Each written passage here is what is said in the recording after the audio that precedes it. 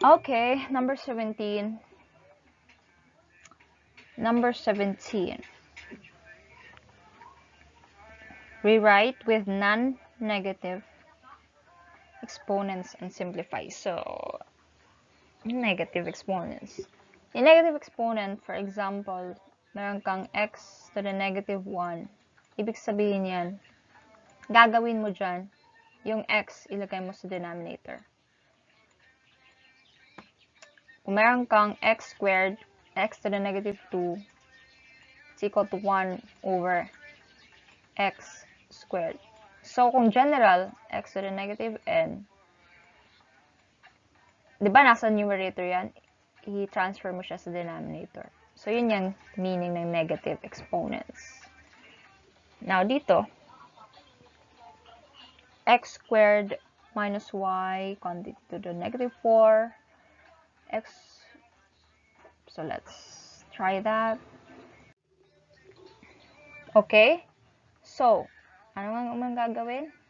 Ang unang gagawin is distribute mo yung mga exponents, yung negative 4 na exponents.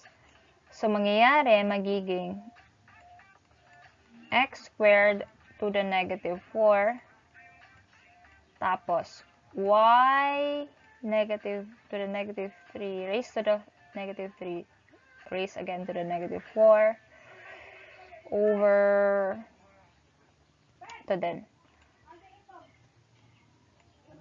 So, meron kang x to the negative 1 raised to the squared. Second power. Tapos y squared. Okay? Next step is to ano tawag dito? Simplify. Paano? I-multiply mo yung mga exponents. Paano? Sample dito, 2 times negative 4. What is 2 times negative 4? Negative 8. So, bago niya exponent is negative 8. Yung product ng mga exponents niya. Dito, negative 3 times negative 4. Negative 3 times negative 4 is positive 12. So, y to the 12. Over negative 1 times 2. Negative 1 times 2 is x to the negative 2. Negative 2. Tapos, y squared. Ngayon,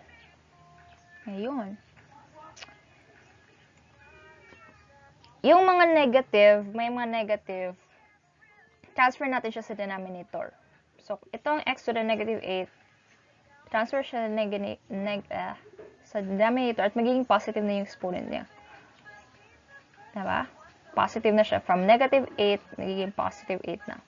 Tapos itong, ano naman, yung x to the negative 2, transfer naman siya sa numerator.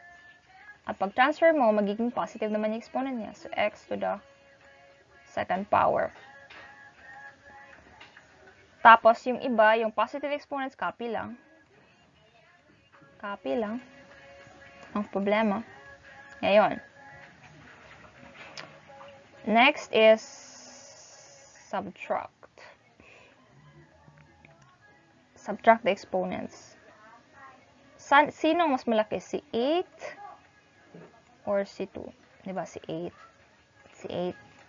So, dito ang mas malaki. Tapos, what is 8 minus 2?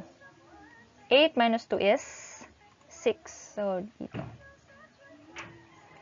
And then, y, mas malaki si 12. So, 12 minus 2 is 10. So, that's the answer. That's the final answer.